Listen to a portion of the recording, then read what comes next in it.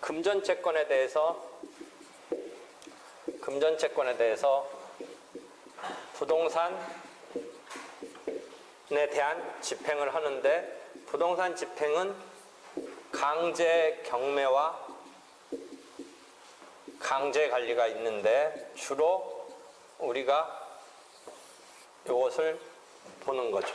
강제 관리는 이 경기가 불황이라서 그 매각 같은 게 제대로 제값 받고 팔리기 힘들다든지 할 때는 사용 수익에서 나오는 자원을 갖고 이 변제 충당하려는 이런 상황이 경제 불황과 관련해서 있을 수 있는데 많이는 안 쓰인다. 주로 매각을 해서, 즉 현금화를 하는 거죠. 이 매각을 해서 그 매각 자금에서 배당을 하는 이런 강제 경매, 이게 제일 일반적인 거죠.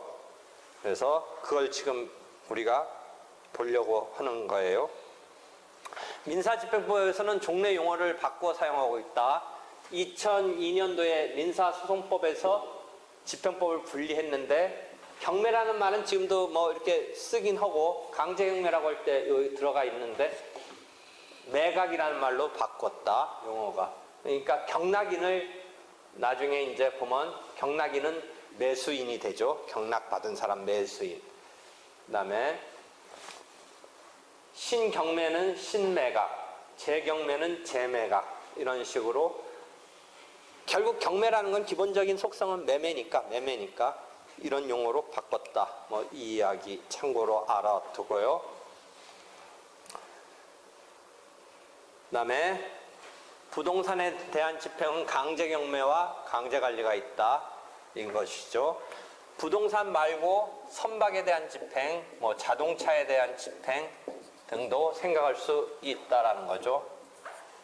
심지어 항공기에 대한 집행, 이런 특수한 대상도 생각해 볼 수는 있다죠. 금전 집행의 세 단계는 기본적으로 압류를 해서 현금화, 환가를 해서 만족, 배당을 받는다. 이 틀을 이해하면 되죠. 강제 경매에서는 강제 경매 개시해 달라고 신청을 하면 이 신청에 따라서 받아주면서 압류 명령을 하죠. 그 다음에 환가는 현금화하는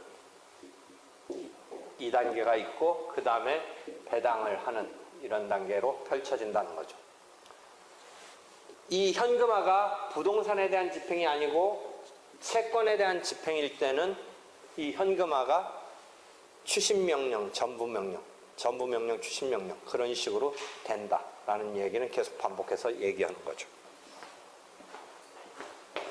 1단계는 압류, 2단계는 현금화, 3단계는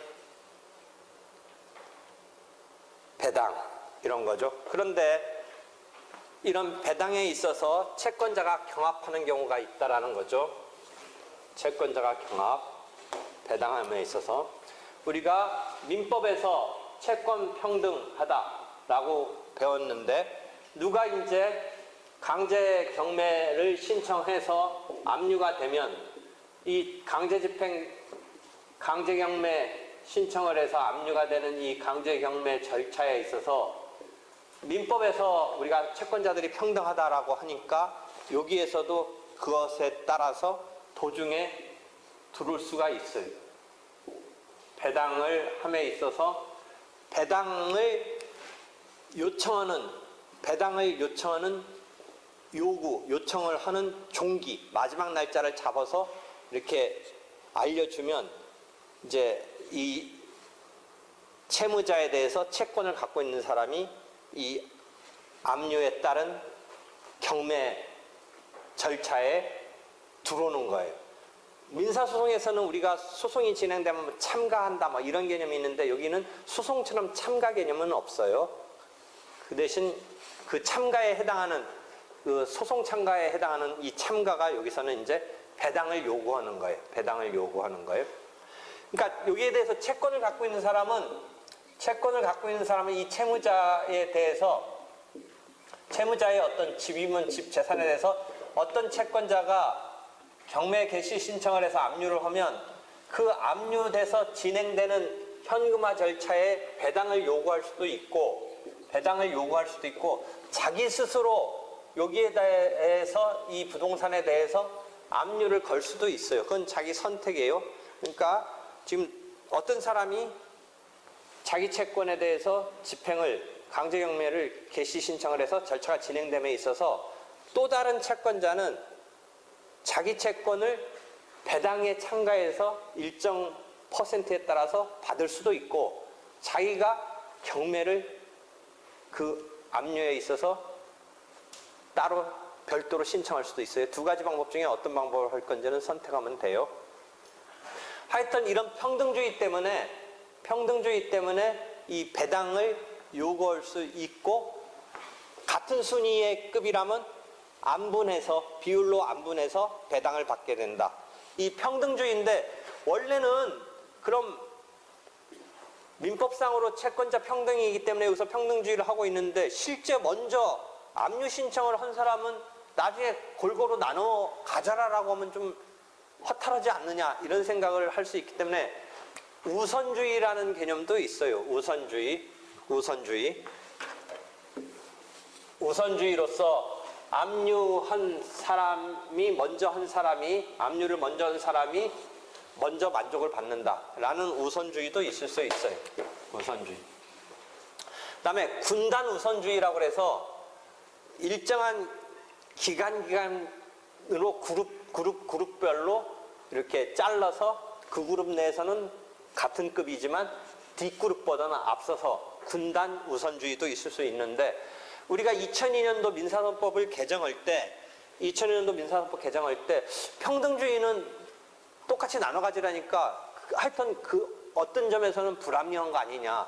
먼저 이 한 사람이 결국 도중에 끼어드는 사람하고 나눠 가지라고 하니까 그래서 최소한 군단 그룹별로 우선주의 정도까지를 생각한 이런 개정안을 밀어붙였는데 채택되지는 않았어요.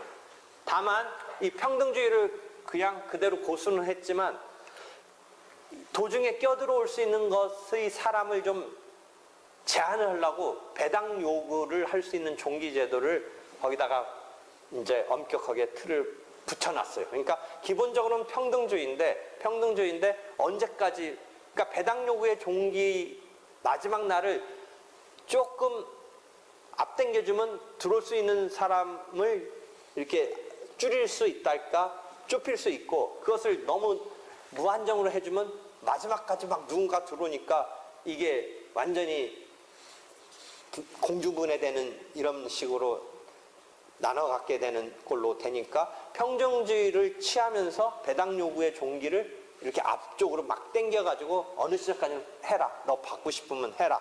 라고 하는 틀을 갖추었다가 지금 현재의 우리가 평등주의 틀에서의 그런 개정에 있어서 채택된 틀이에요. 그래서 그거 이해하고요. 부동산에 대한 집행에 있어서 이제 강제 경매와 임의 경매 용어는 뭐 계속 설명했죠.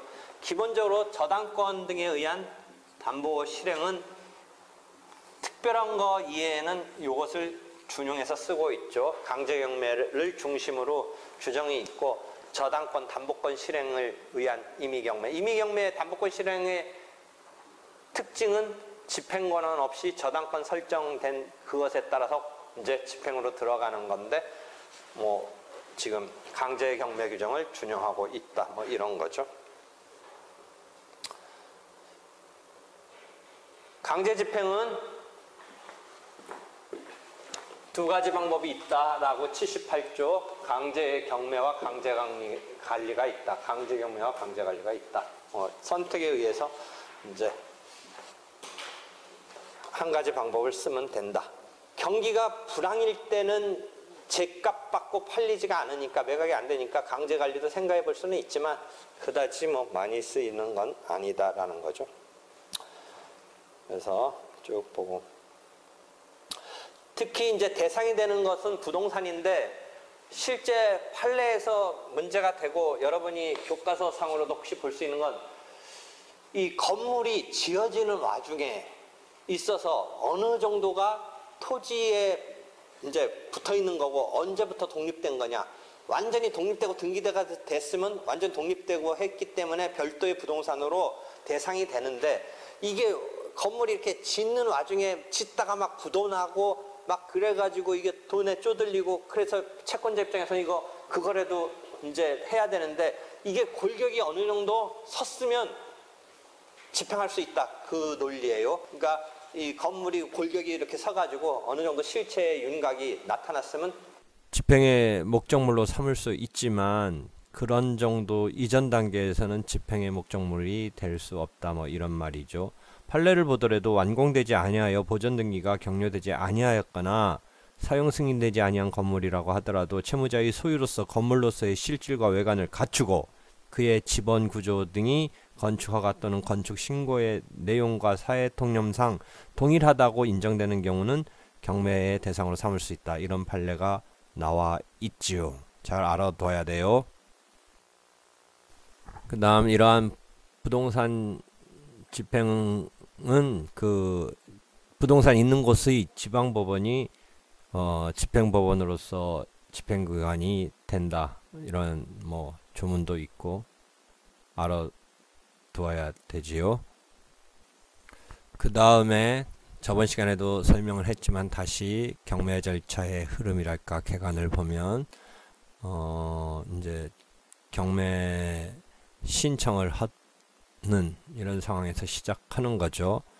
그러면 이제 법원이 경매 개시 결정을 하면서 압류에 대한 명령을 내리는데 이 압류는 처분 금지요가 있죠. 처분 금지요라는 건 이제 법률적으로 이렇게 처분을 못하도록 하는데 이제 혹시 팔게 되면 어떻게 되느냐? 채무자가 이걸 팔게 되면 그랬을 때 무효로 되는 거죠. 이 처분 금지요 때문에. 다만 이 무효는 절대적으로 이렇게 무효가 되는 게 아니라 상대적 무효라고 그래가지고 그 새로 매수한 사람이 이 압류 채권자한테 무효를 주장할 수 없다라는 그 상대적으로 채무자와 그 매수인의 팔은 것이 이 압류에 걸리면서 대항할 수 없게 되는 그러한 상대적인 그런 무효의 그런 의미이지요. 그래서 이러한 상대적 무효라는 개념을 일단 알아두어야겠지요. 그런데 이런 상대적 무효는 압류 채권자에게만 그 처분의 효력을 주장할 수 없고 그 처분 뒤에 이중압류 등 한 사람 채권자에게는 효력을 주장할 수 있는지 없는지에 대한 개별 상대요설 아니면 나중에 집행 절차에 참가한 이중압류자 모든 채권자 등에게 효력을 주장할 수 없는가 하는 절차 상대요설 등으로 나뉘는 문제가 있는데 나중에 이제 설명하게 되죠. 다음으로 이제 집행법원은 배당 요구를 언제까지 하여라 라는 요구하여야 하는 종기를 결정해서 공고를 하죠. 그때까지 요구를 하지 않으면 안 된다. 이런 식으로 이제 알려주게 되는 것이죠. 그래서 그 배당에 참가해야 되는 사람은 이제 배당 요구를 하게 되지요. 한편 그러한 단계에 있어서 그 다음에 이제 경매를 진행함에 있어서 매각을 준비하게 되죠. 예컨대 감정인한테 이 가격을 감정해서 평가액을 참작시키고 그 다음에 매각 방법을 지정해서 어떻게 하겠다라고 알려주게 되지요. 그런데 매각 방법은 이제 호가 경매와 기일 입찰, 기간 입찰의 세 가지 방법이 있는데 그 가운데 이제 하나를 정하도록 하고 있지요. 호가 경매는 호가 경매 기일에 다른 사람의 매수 신청 가액을 알면서 그 가액을 서로 올려가는 방법으로 하죠. 여러분 무슨 영화나 이런 데서 언뜻 본 적 있죠. 그러니까 호가 경매는 다른 사람의 어떤 신청 가격을 아는 거고 이제 입찰은 기일 입찰은 이제 매각기일 당일에 입찰을 실시하는 거고 기간 입찰은 이제 일정한 입찰 기간을 정해놓고 그 기간 이내에 입찰을 시키는 차이는 있는데, 하여튼 기일 입찰의 경우는 딴 사람이 얼마 써냈는지 이런 거를 모르게 되는 거죠. 그러니까 아까 호가 경매는 다른 사람이 부르는 가격을 알면서 이제 자기가 그것에 대응해서 더 가격을 올려가면서 하는 것인데, 반해서 입찰은 이제 입찰함에 자기가 입찰하려는 가격을 써서 내는 거니까 상대방이 어떻게 하는지를 알 수가 없죠. 그 다음에 이제 매각을 실시하는데, 실시한 결과 낙찰이 안 되고 유찰이 되면 신경매, 새롭게 경매를 하게 되지요. 이때 신경매라는 용어를 쓰는데, 낙찰이 안 됐기 때문에 새로 가격을 이제 좀 낮춰서 다시 입찰을 붙이는 신경매를 하는 건데, 이것은 재경매하고 구별해야겠죠. 재경매는 낙찰까지는 됐는데 그 낙찰받은 자가 대금을 납부하지 않기 때문에 나오는 문제죠. 그래서 가격을 낮춰서 다시 경매를 하는 게 아니라 기존 조건으로 다시 경매를 한다. 재경매, 이때 용어는 재경매. 그러니까 신경매와 구별을 해야죠. 하여튼 매각이 실시되고 매각 결정 절차가 이제 열리는데 허가가 안 되면, 매각이 허가가 안 되면 이 경우도 신경매가 있게 되고, 그 다음에 매각이 됐으면 대금을 납부하게 되는 이런 절차로 가지요. 그래서 이렇게 진행이 된다라는 것을 잘 알되, 오늘은 여기까지만 이제 시간상 하기로 하고, 그 뒤에 소유권 촉탁 등 인도 명령은 다음에 얘기하도록 할게요. 수고했어요.